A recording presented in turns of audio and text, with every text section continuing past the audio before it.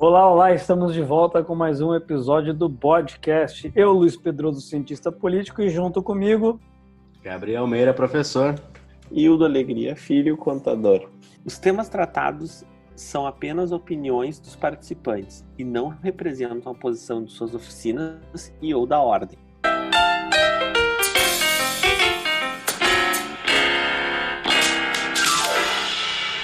Se você ainda não se inscreveu no nosso canal no YouTube, aproveite, clica no sininho, se inscreva. E lembrando também que temos a nossa pesquisa para responder, tanto na descrição do podcast no Spotify, quanto na descrição do vídeo no YouTube, você tem acesso à nossa pesquisa. Sua participação é muito importante para construirmos juntos a segunda temporada.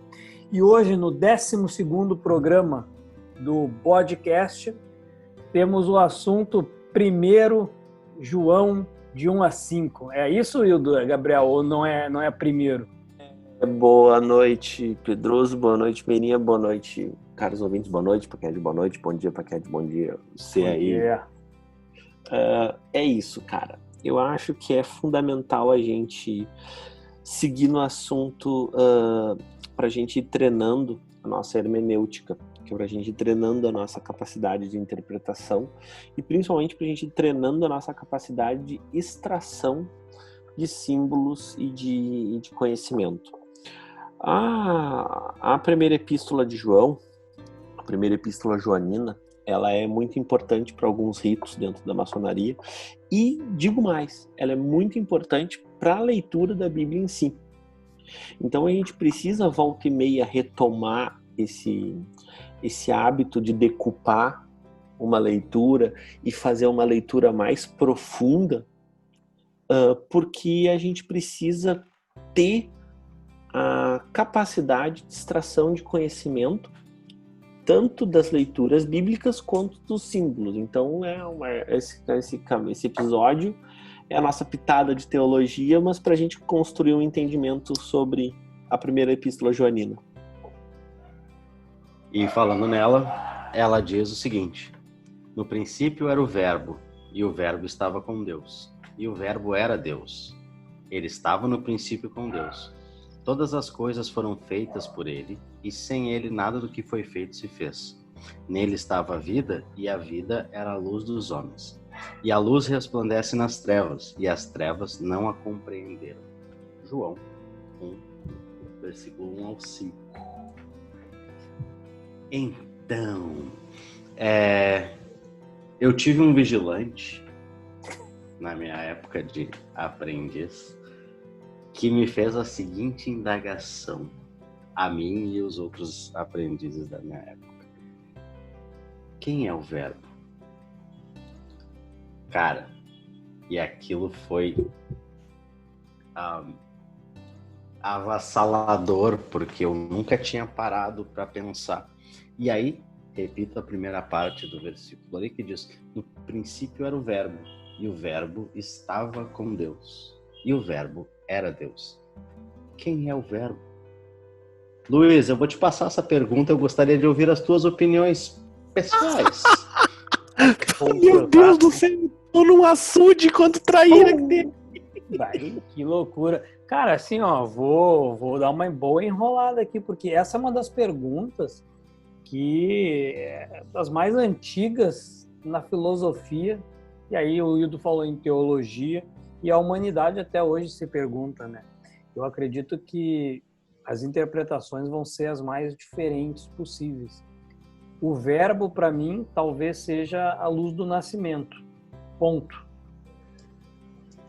Bom, antes de a gente chegar no Verbo, tu quer falar alguma coisa sobre o Verbo, Meri?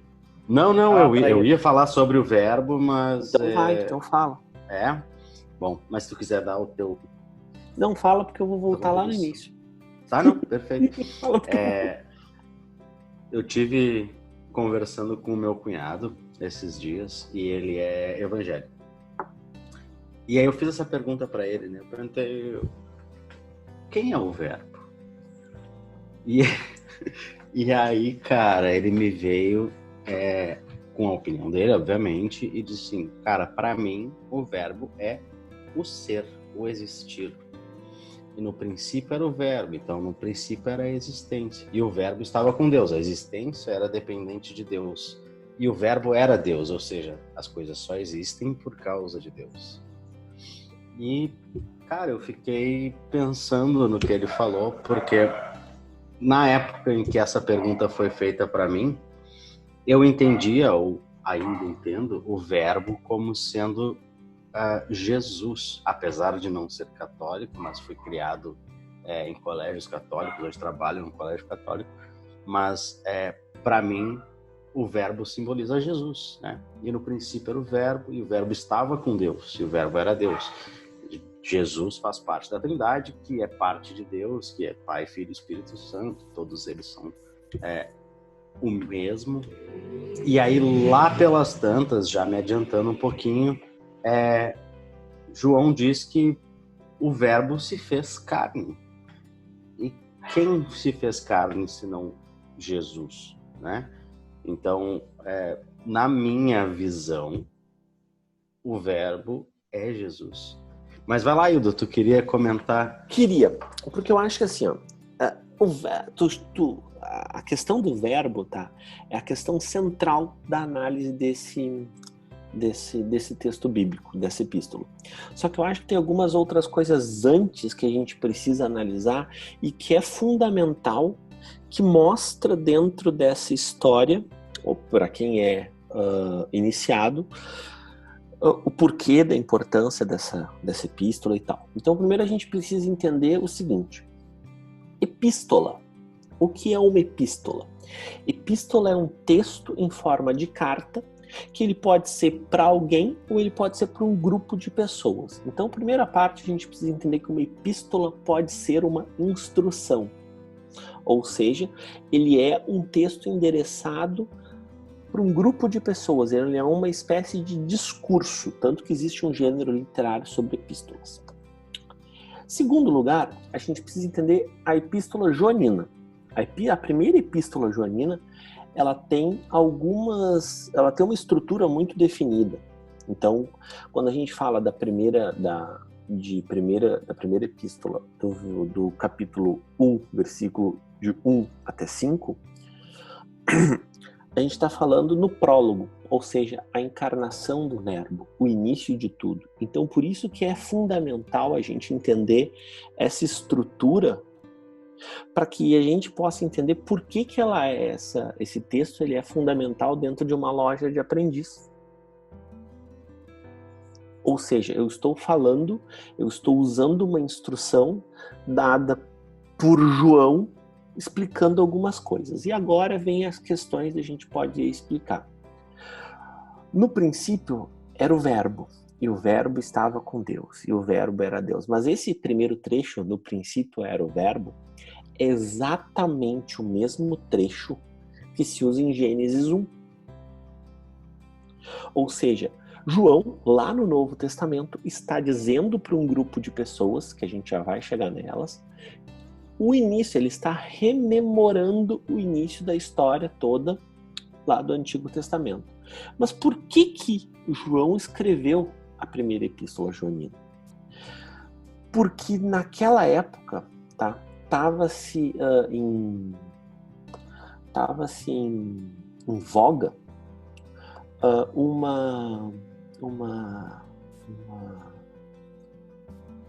me fugiu a palavra agora, sobre o gnosticismo, isso mesmo. Porque ali, quando ele escreveu isso, já era ali logo de 50, 60 anos depois da morte de Cristo. Então ele está um momento onde o cristianismo, onde a fé cristã, ela está passando por um abalo, onde já estão vindo alguns falsos profetas, onde já tem gente querendo não querer a santificação, já existe algumas dúvidas sobre quem foi, porque já são ali a segunda geração de cristãos. Então João escreve aquela carta relembrando o início de tudo, relembrando as bases do catolicismo, para afastar, para trazer luz àquele ambiente de escuridão. Então ele usa a própria metáfora do Antigo Testamento para que se traga luz, ou seja, João é a luz e a escuridão é o gnosticismo. Tem que ser esclarecido também que onde João escreveu isto era em Éfeso, terra de um outro cara muito importante dentro da filosofia chamado Heráclito. Heráclito de Éfeso. Então a gente está falando numa terra que tem uma cultura filosófica muito grande. E o que une João a Heráclito? Porque João está aqui no mundo moderno, depois de Cristo. Heráclito está a 470 antes de Cristo. Só que Heráclito trouxe um conceito que permeia e que é chave e que eu vejo poucas pessoas falarem dentro da interpretação dele da maçonaria, que é o Logos. O Logos é a razão para.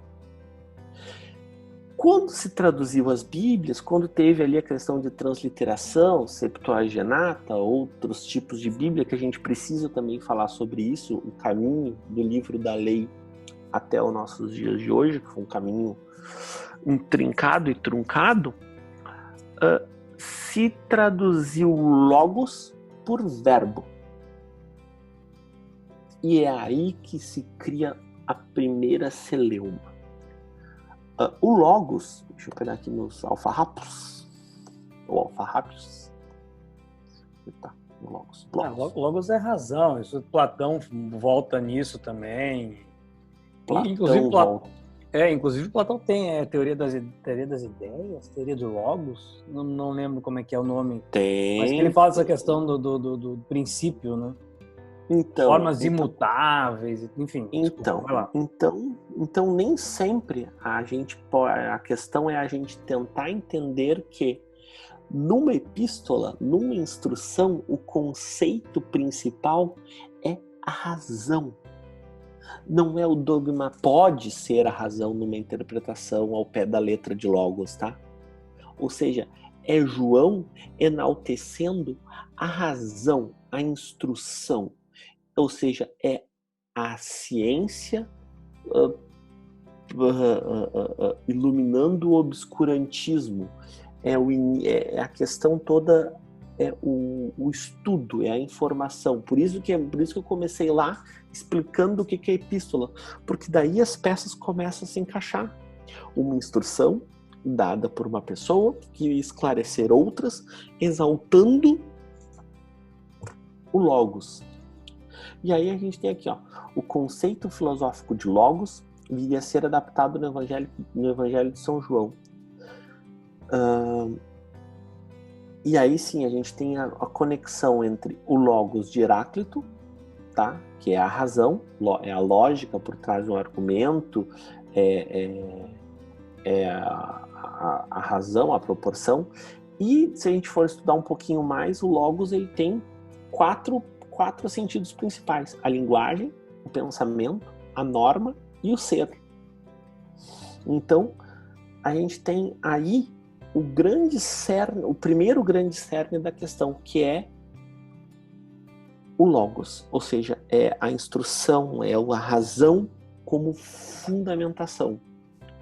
Essa é a grande sacada, é a primeira grande pausa que eu queria parar aqui na discussão, para ver o que é isso e como é que a gente pode entender isso dentro do escopo da discussão. Eu vou voltar com a pergunta, então. O que é para ti, Gabriel, o verbo? Depois da explicação do Hildo, né, e olhando por esse lado mais filosófico e menos religioso, eu concordo com o Hildo. Eu acredito que o verbo ele se refira ao conhecimento, né? E que é uma das bases e preceitos da maçonaria, é que, e Platão já dizia, né, que tu haja sempre na justa medida, que tu sempre pense antes de agir. Então, para mim, eu concordo com o Hildo. Olhando pelo lado filosófico, eu acredito que seja o Logos. Mas, olhando pelo lado religioso, ainda continuo com a ideia de Jesus Cristo, até porque lá no versículo 14 ele diz: e o verbo se fez carne e habitou entre nós, e vimos a sua glória como a glória de um unigênito do Pai, cheio de graça e de verdade. Então, é meio complicado o que eu vou falar agora, né? Mas ou tu enxerga isso como logos, ou tu enxerga isso com um viés mais religioso. Os dois juntos, eles não encaixam, porque logos é a razão, logos é a ciência, e a religião é o oposto da ciência, porque a religião é fé, é tu crer sem entender, quando a ciência é tu crer entendendo o que é, né? Tu não precisa de crer. E como é que... Tá, eu gostei disso. Vamos seguir nesse teu debate aí. Não é o escopo do programa. Bora lá, bora. E como é que tu me explica, dentro da patrística, Santo Agostinho? Como é que tu me explica, dentro da tua dicotomia entre razão e religião, São Tomás de Aquino? Porque São Tomás de Aquino e Santo Agostinho pegaram Platão e Aristóteles e deram um banho de cristianismo neles. Justo. E Platão e Aristóteles estão antes de São Tomás de Aquino e Santo Agostinho, respectivamente. Então, eu acho que dá para conviver. Depende qual é o intento daquele que fez o discurso. Por isso que... Vai? E eu acho que Santo Agostinho fala nisso, né? Que tudo acaba voltando a Jesus. Sim. Desculpa. Eu vou reformular o que eu falei. Não é que tudo volta. Que a razão que é dada ao homem acaba levando o homem a voltar e a chegar a Jesus. Schopenhauer falava sobre isso também. Ele dizia que quando a ciência não consegue entender alguma coisa, cabe ao espírito ou à fé fazê-lo, né? Então, a ciência tem a sua limitação e ela vai ter a sua limitação sempre, apesar de em constante evolução. Nós vamos ter muitas coisas que a gente não vai conseguir explicar com a ciência. Vide o inconsciente das pessoas, né? O inconsciente hoje ele não é provado, não existe um caminho pro inconsciente. Tu não consegue abrir a cabeça da pessoa e dizer, ó, isso aqui é o inconsciente da pessoa. Mas é sabido que, enfim, pela maioria dos psicanalistas, dos psiquiatras, das pessoas entendidas, que sim, existe um inconsciente, mesmo que não podendo ser provado.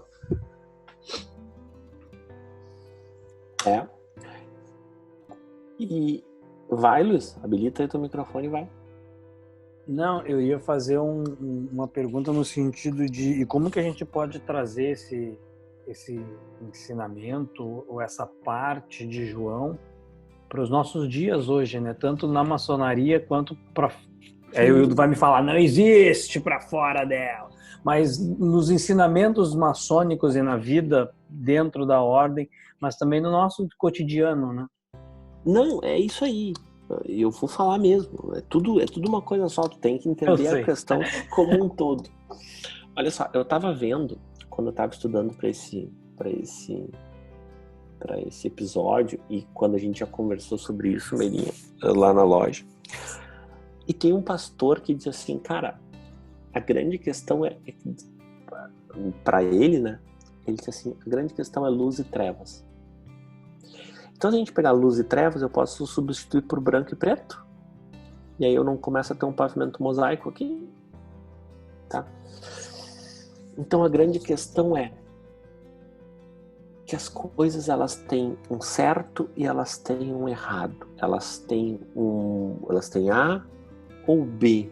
Ou seja, o conceito, eu não estou dizendo que é isto, não estou dizendo que eu concorde com isso, nem que eu sou adepto disso, mas o conceito dito na epístola é certo ou errado, dentro e fora, branco e preto, luz e trevas.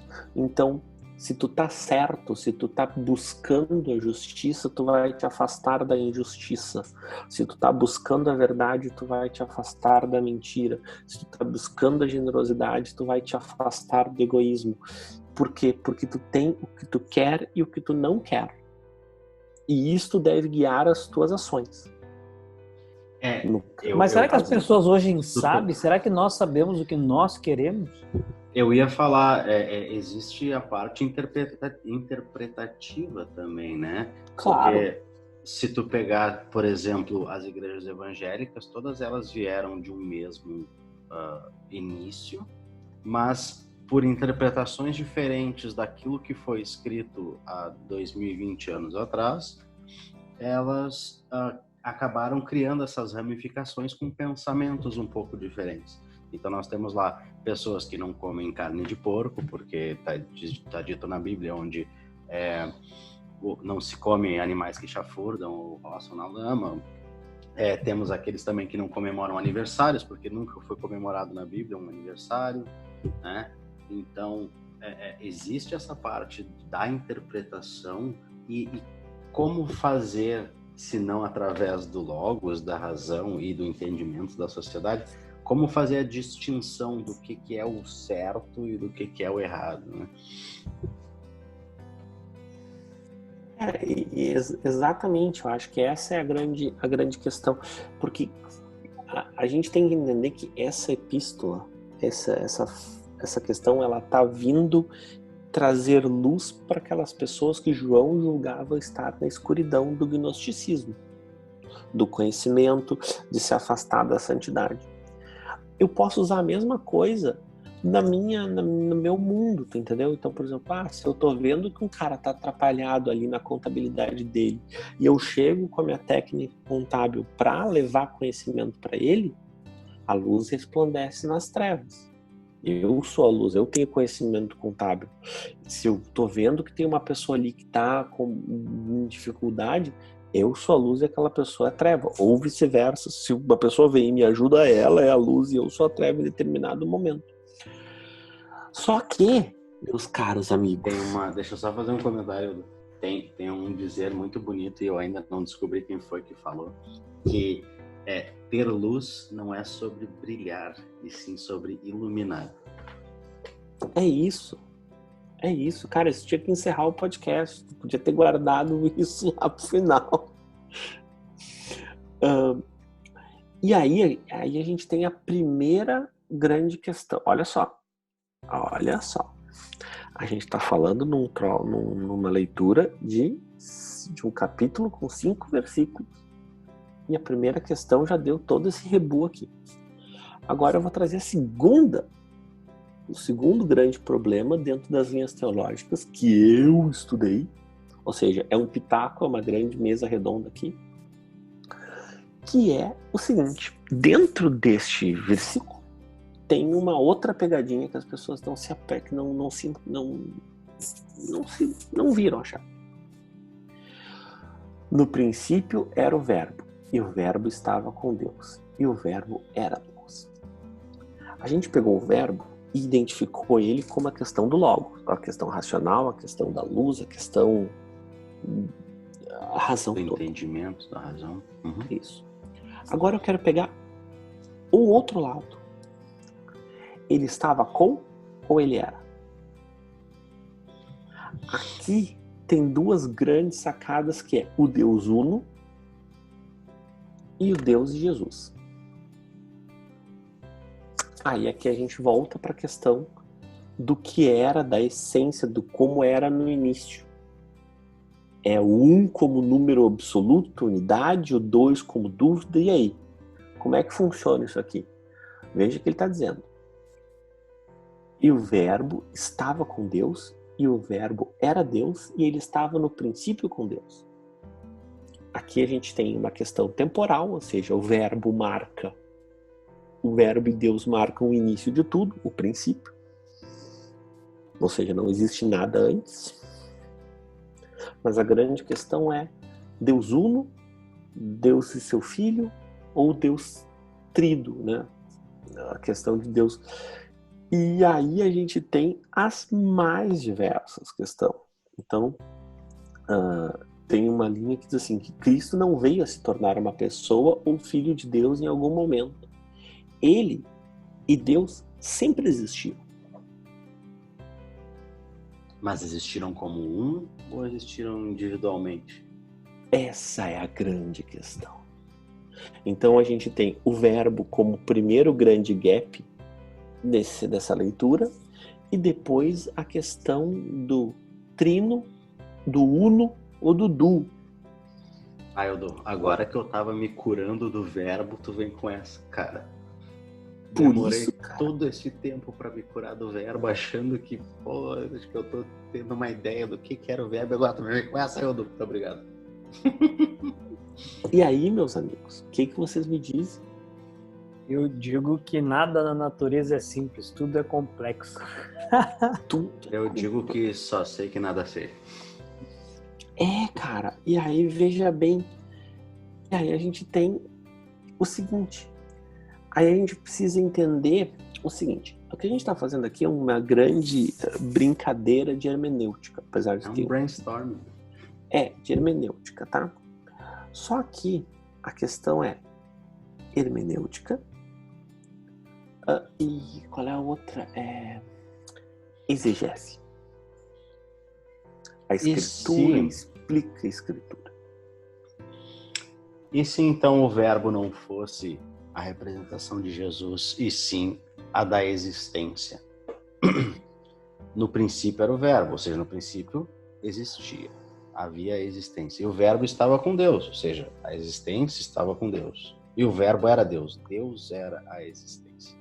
Ele estava no princípio com Deus e todas as coisas foram feitas por ele, e sem ele nada do que foi feito se fez. Porque ele é o ser, o existir. É aí que tá, porque aí a gente precisa entender como a gente vai olhar para a questão do estudo, e é exatamente isso. A gente precisa olhar para Deus como uma trindade. Deus é a junção do Pai, do Filho e do Espírito Santo. Ou Deus é uma pessoa? A gente vai usar uma questão de conceito de pessoa. Ou então, se a gente for estudar os números, a gente tem que entender como ele é absoluto. Lá, o estudo do número 1. É por causa de todas essas nuances que são muito leves que a gente precisa entender o porquê que a gente usa essa leitura dentro da ordem, claro. E o importante aqui, né, é deixar claro que nós não temos a pretensão de convencer ninguém de que o verbo é Deus, ou o verbo é Jesus, ou o verbo é a existência, e sim só botar aquela pulguinha atrás da orelha para que as pessoas tirem suas próprias conclusões e pensem e façam seus próprios raciocínios. Absolutamente perfeito. O que a gente tem a pretensão aqui nessa grande brincadeira de hermenêutica, e o termo é esse, nesse grande bate-papo, é entender que quando a gente tem a abertura do livro da lei na nossa loja, quando eu vou sentar e estudar, para quem não é maçom, quando eu vou sentar e vou estudar esse versículo, e assim nós poderíamos fazer com todas as leituras da Bíblia, tá? A gente precisa estudar o Zoom mandando. Que bom, ganhamos mais 3 minutos então para mandar na conversa. Como ele é ruim, não foi isso que apareceu aqui, gente. Só para dizer, nosso rosto. Não, é que a conversa é boa, cara, e a gente se estende e já tá beirando os 30 minutos, então... Deixa eu só fazer uma colocação. Existe um viés teórico que fala, agora falando de Jesus e João, tá? Que Cristo não é um sobrenome, né? Cristo é uma posição. Então, Cristo é o ungido com óleo do hebraico, né? E que antes de Jesus ser o Cristo, João era o Cristo.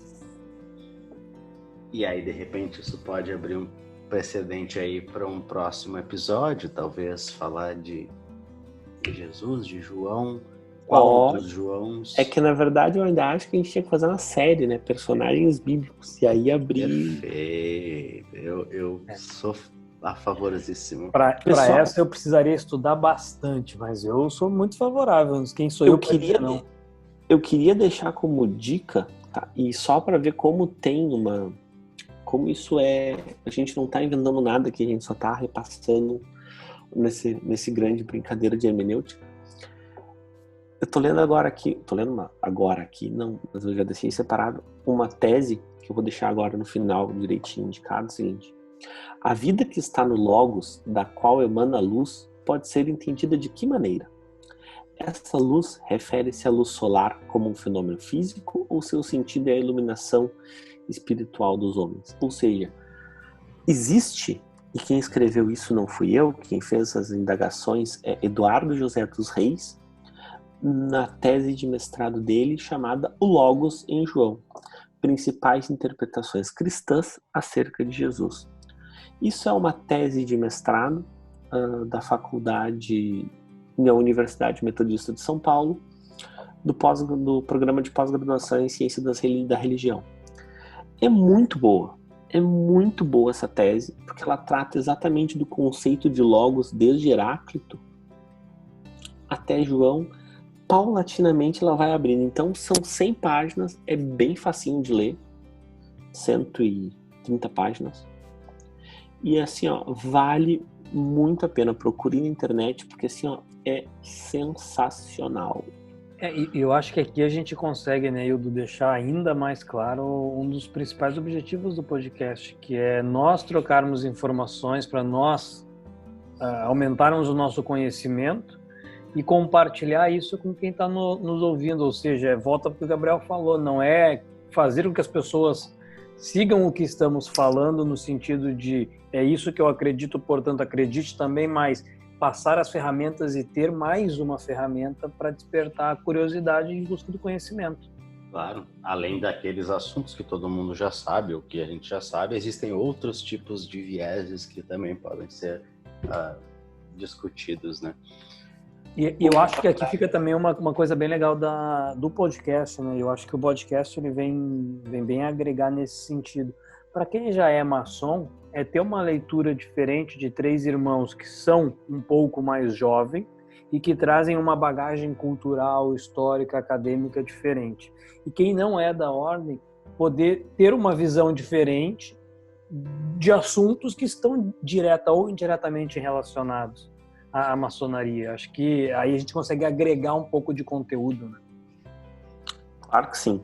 E por favor, nos ouçam de coração aberto, tá? Mas assim, mas a questão nem é essa. O que eu acho legal, que eu acho que o que a gente está aqui se propondo, especificamente nesse assunto, é o seguinte: existem outros vieses. E principalmente existe uma mensagem que deve ser decodificada desde o seu início. E aqui a gente só deu pinceladas, grandes pinceladas. Falamos em grandes generalidades.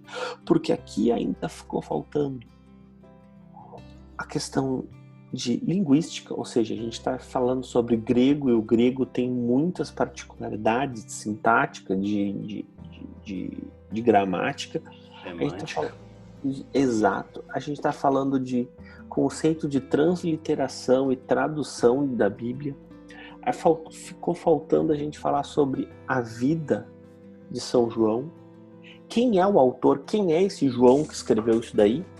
Quantos são os Joãos? Quantos são os Joãos? Porque toda essa carga de informação, ela chega e ela é importante para aquela leitura ter o seu impacto entendido na sua profundidade. E lembrando, né, Hildo, vai fazer isso na abertura do livro da lei em uma loja maçônica ou no teu estudo bíblico. E tu falaste das traduções ali e é muito claro e existe esse ditado, que não é um ditado, que é uma verdade, esse fato em inglês e português, que sempre que há uma tradução, há perda. as línguas elas não são iguais, as línguas elas não têm as mesmas expressões, elas não têm a mesma semântica. Então, sempre que tu traduz uma coisa de uma língua para outra, tem perda de significado ali dentro, né? E cabe a nós abrirmos a caixinha e procurarmos outros tipos de significados, que é o caso do verbo, que agora é logos, não é o verbo, e pode ser outras coisas também, né? Não, e é logos e é verbo, porque se tu pegar uma última tradução, se não me engano, a NVT, nova versão traduzida, é a palavra que já estava presente. Ou seja, a gente tá abrindo o conceito, mas gramaticalmente está faltando a gente, que é o que a gente se propõe aqui, a estudar a raiz do conceito. Ir no radical da coisa, que é o logos, que é a gente entender isso. Mas o que eu queria dizer, só para finalizar, porque eu sei que o Luiz já está fazendo carinhas e beicinhos. É o seguinte, gente, concordar é secundário. Refletir, estudar, indagar, construir o conhecimento é urgente. Vem com a gente, comenta aqui embaixo, para quem está no YouTube, manda e-mail para quem está no Spotify, no Apple Podcasts e outras plataformas, para a gente poder saber. E responda a pesquisa e botem lá na pesquisa qual é o próximo tema, qual é o próximo capítulo, qual é a próxima leitura bíblica, para a gente poder seguir conversando. Beijo. Já que eu queimei a largada aqui, então, deixo a frase para finalizar mais uma vez. Ter a luz não é sobre brilhar, e sim sobre iluminar. Um beijo grande, por favor, respondam às nossas pesquisas, nos acompanhem, compartilhem, mandem para os amigos, respondam para nós, né? O que é o verbo para vocês? Agora é o Gabriel perguntando diretamente para o bode ouvinte. Para ti, bode ouvinte, para vocês, o que é o verbo? Um forte abraço e até a próxima. Excelente, gente. Então, finalizando esse 12º episódio da nossa primeira temporada, e o próximo episódio, 13º, já é um spoiler, o fim desta primeira temporada. Por isso, reforçando que o Gabriel e o Hildo já falaram, nos auxiliem, nos ajudem a preparar a segunda temporada do podcast para juntos seguirmos construindo este podcast. Meus queridos, um abraço, bom descanso e até o próximo. Beijo, beijo, beijo. Beijo.